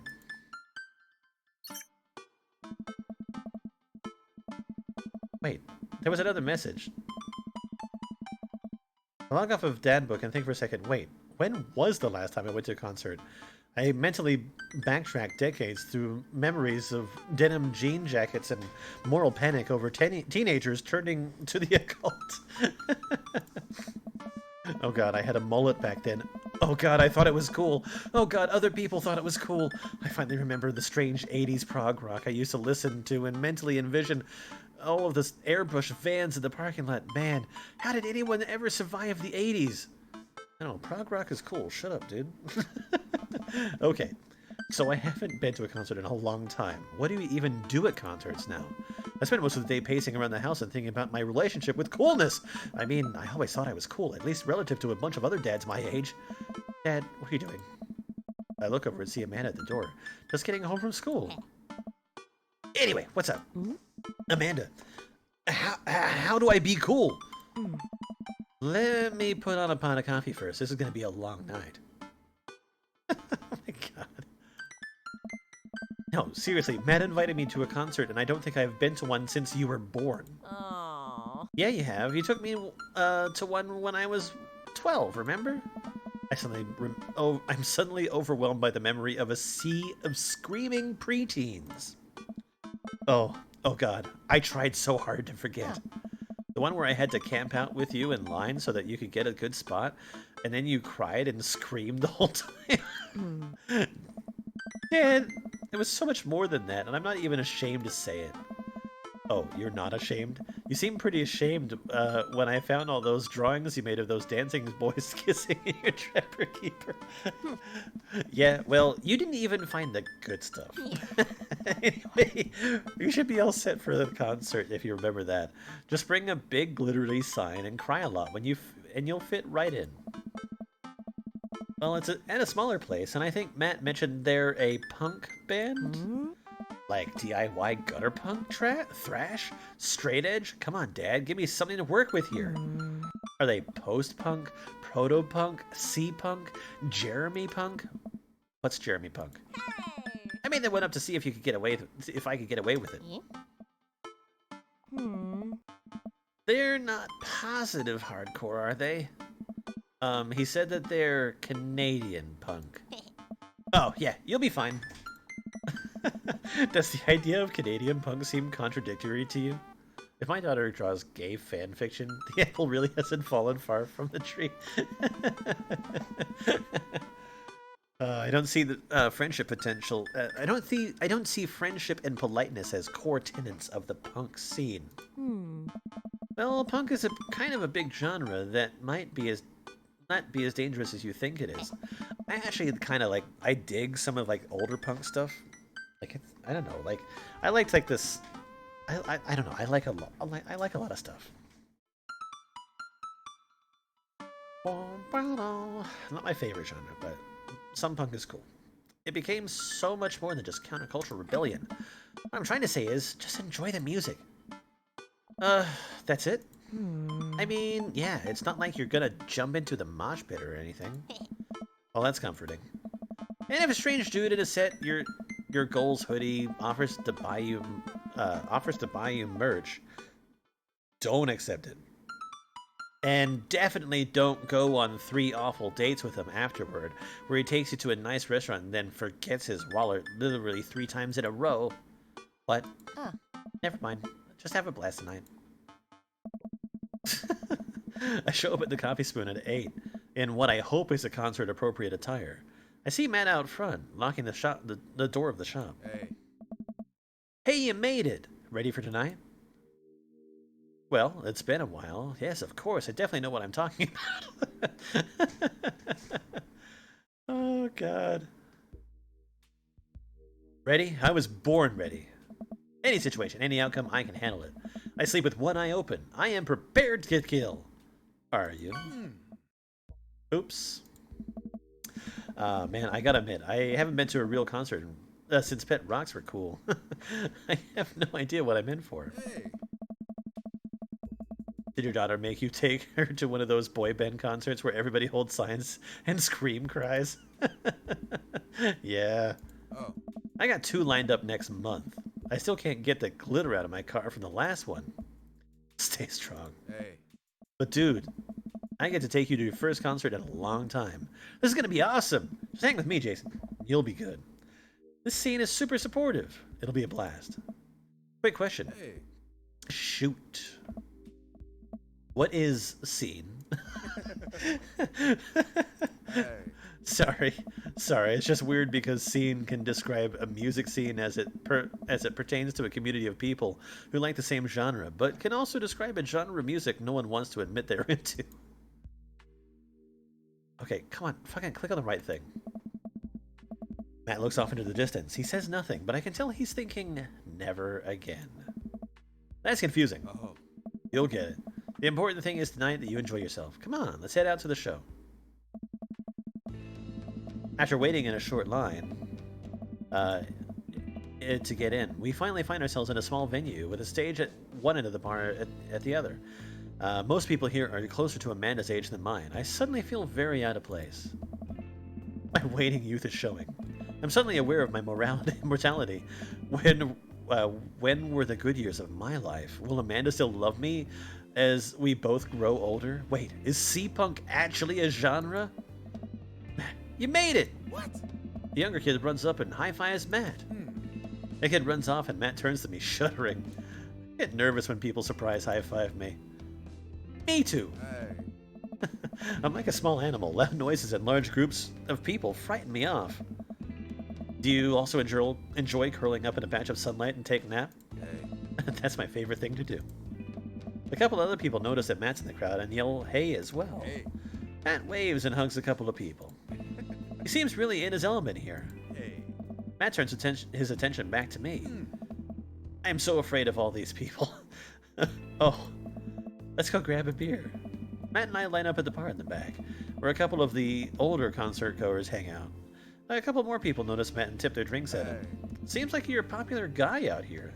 Hey. You're happy to say, never had a scene phase. And that's real sexy of me. I don't think that I had a scene phase either. I don't think. Ah, yeah, I go to lots of shows. This is a really cool spot. Hey. But it's times like these when I realize I can only be charming and funny for about 5 minutes before I run out of stuff to talk about. Hey.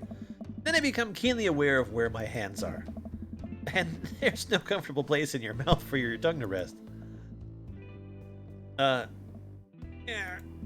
God damn it, where do I put my tongue? Hey. See? Well, I've known you for more than 5 minutes, and I still think you're charming and funny. Just you wait.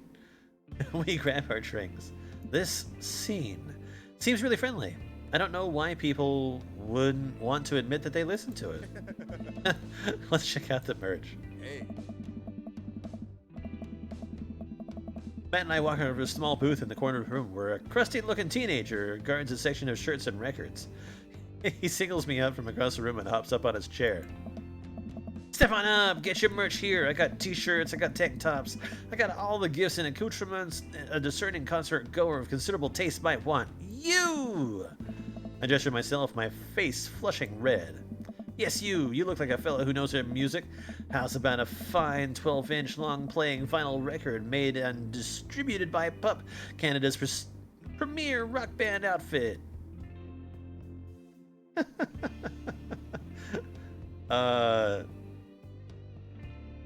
Oh god, I don't know how... I sense some hesitation in your voice, buddy.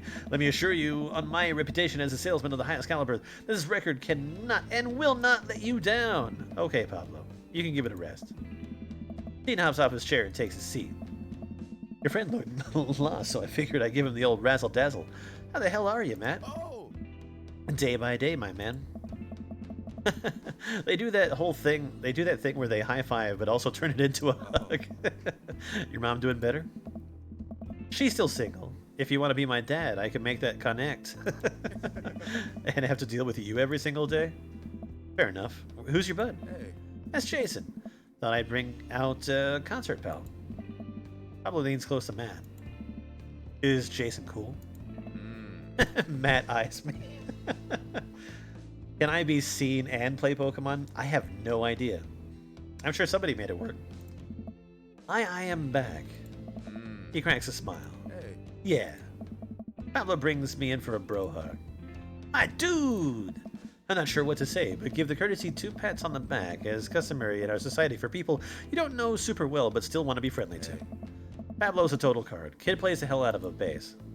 Yeah, man. When are we starting our Witch House band? Hey.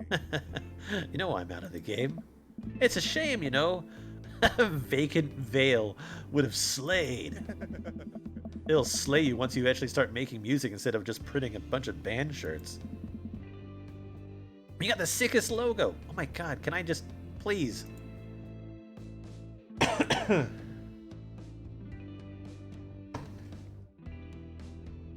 Witch House is an actual genre? Wow, okay. Is it like spooky techno? While Matt and Pablo talk, I check out the merch. These shirts are really nice. Looks like the opener's coming on. Let's go get a spot close up. Hey.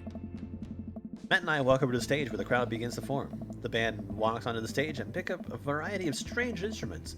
Is that a harpsichord? The lead singer addresses the crowd. He has a mandolin slung behind his back. Hey, what's up, everybody? We're Jonathan Jones and the Speakeasy Choir. My name's Daniel. Let's start the show! Oh no, these guys. What? Without time to respond, the band starts playing the most cacophonous noise I've ever heard. What is this? Matt doesn't say anything. He just hands me earplugs. Thanks. I put the earplugs in and whatever the hell is assaulting my ears gets a lot quieter. For a band this bad, they sure do seem to be having fun. I guess that's what really matters. Oh. Jesus, did that cellist just break his bow in half? I don't get this. The set seems to go on forever. There's no breaks in the songs, and I think one of the band members' jobs is specifically just to burn poetry on stage. I turn to Matt and try to start a conversation. So you say you go to a lot of concerts out here, huh? What?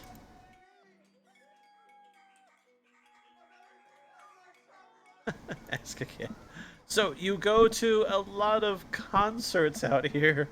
Feel the music in your soul, man. What? Drop it. He can't hear me, so I just stop and try to enjoy the music.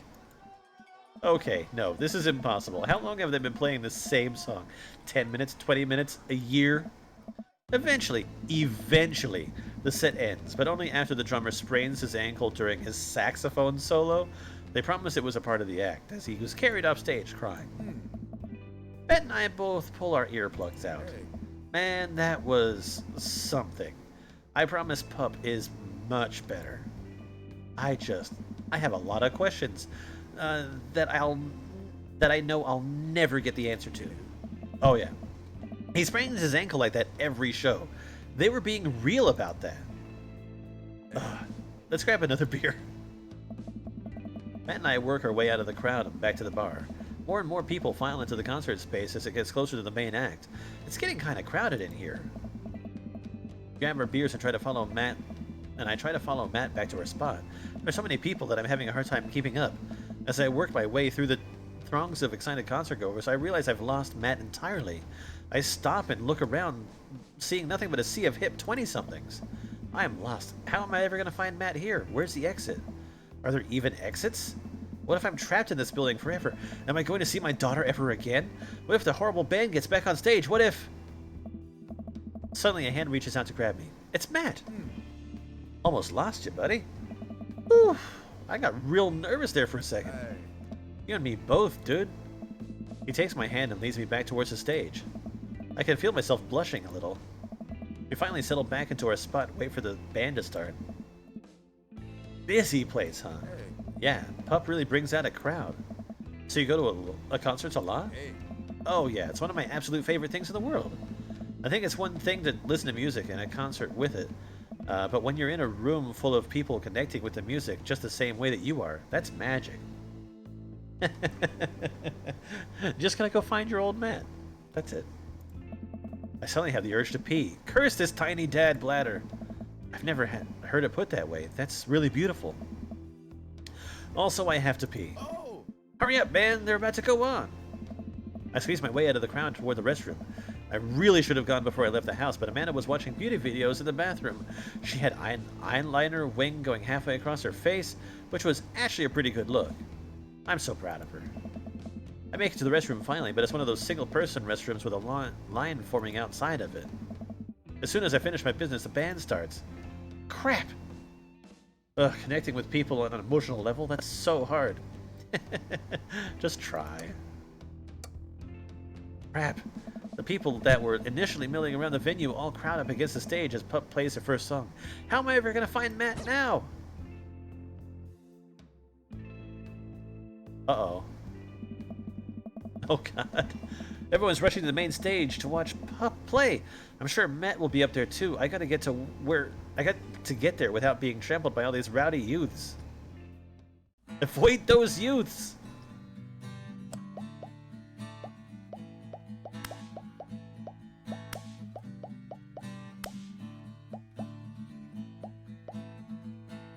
This is the part of the game where you should have been hearing a licensed tune. Oh my God, it's fucking Barry! To lock it down for you. We even got permission to whitelist the song for YouTube and Twitch. But their systems are seriously broken. Ah, what a bitch. How can you get me behind the So table? we added the song that you're listening to right now. Don't you think it's better than risking Content ID? To you streamers and let's players, I have one decree. Please check out the band called Pup and their song DVP. I love Barry. Barry is like the cutest. That's right, the band's called Pup and their song called DVP. The song is great and the video is tight, yes, take it from me. It's like footage of NES and SNES games with the lyrics added into them. It's really cool, but it's kind of hard to explain right now, but you'll get it, I promise. You should really go check it out. Oh yeah, no, I It's a know. really good video. So we added the song that you're listening to right now. Oh shit. Don't you think it's better than risking Content ID? To That's you bad. streamers and Keep away from Johnny. players, I have one decree. Please check out the band called Pup. After searching and searching, I realized it's impossible. I'll never be able to find Matt in the sea of subculture. I guess I'll just camp out here. I watched Pup set by my lonesome, out by a bunch of hip 20-somethings. I can tell they're judging my clothes, and I want so badly to grab them by the shoulders to explain the usefulness of utility pockets, but I try to focus on the concert. Man, I wish Matt were here. Aw, the show finally ends and I wait for Matt outside. After a minute or two, Matt spots me. Hey. Dude!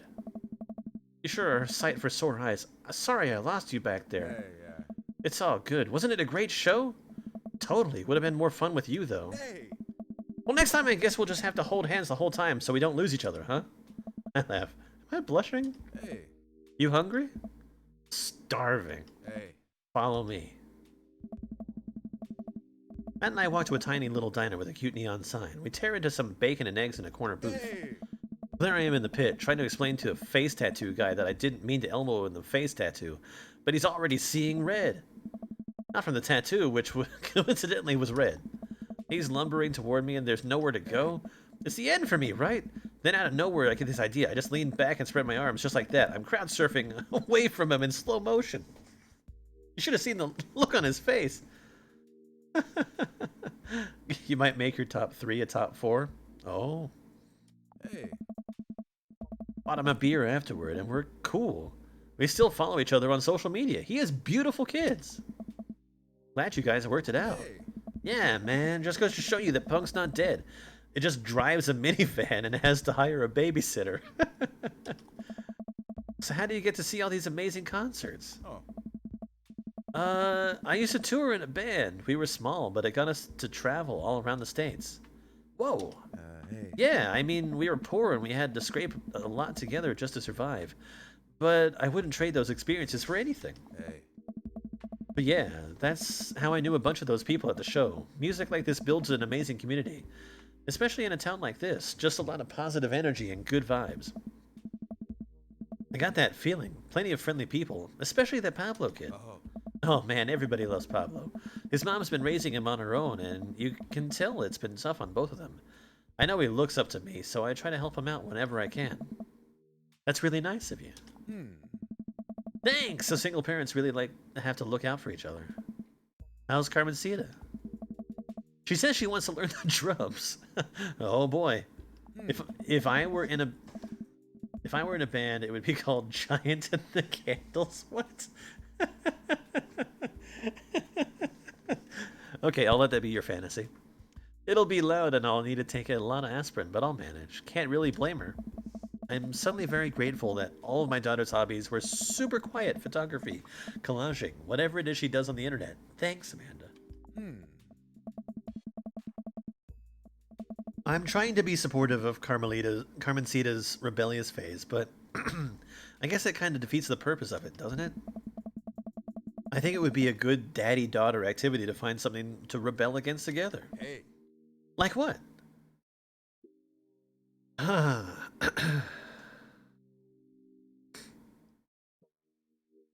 Big budget remakes of foreign films. Reading subtitles isn't even that hard. I think we just have to strive as a society to be okay with reading subtitles. We keep getting into our big plates of greasy diner food. The breakfast I ordered for dinner is absolutely hitting the spot. Hey. Your fantasies involve loose corn and 10 free checkers. Man. Oh. Being a single dad is rough sometimes. It's a lonely feeling. I understand that all too well. I mean, at least we have the rest of the dads to talk to. Hey, yeah. Hey, yeah. I just don't know. I get really nervous sometimes talking to people. Matt gets nervous talking to people, but he's so cool. Me too.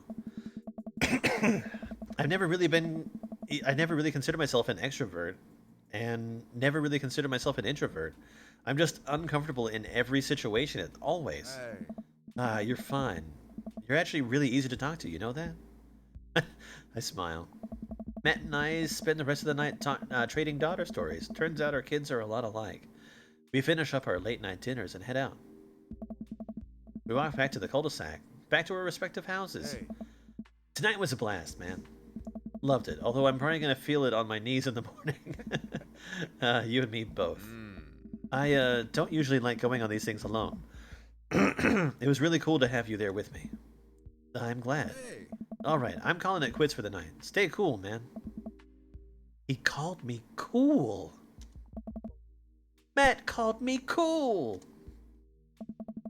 I walked into the house with my heart in my throat. Amanda pops her head out from her room. Hey, Pops. How was the show? Matt thinks I'm cool. You don't say. Amanda Panda. Matt thinks I'm cool. Yeah. Blind leading the blind, huh? Wow, I just got dunked on by my own child. Unbelievable. All right, I'm hitting the hay, Pops. I'll see you in the pit. Night, kiddo.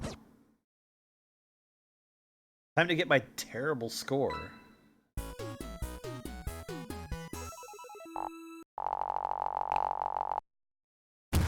Yeah, Yep. I guess I've seen worse sets. Oh my god. Oh gosh. That could have been better. Get dunked. Welcome. You've got dads. Jason, listen. This is you from the past. Whoa, how'd this happen?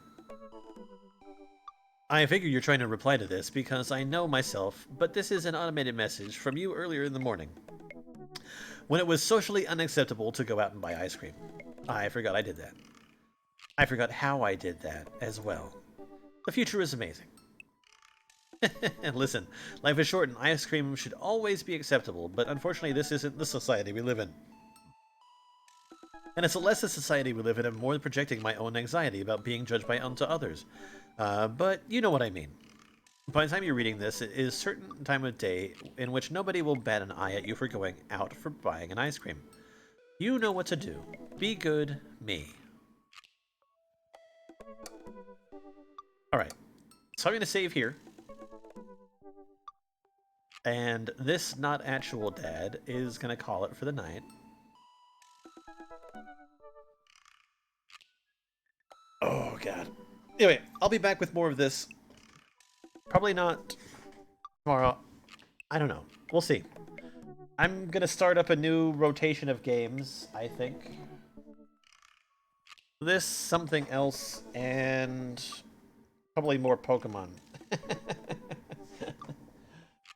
But yeah, I'm glad that you liked that.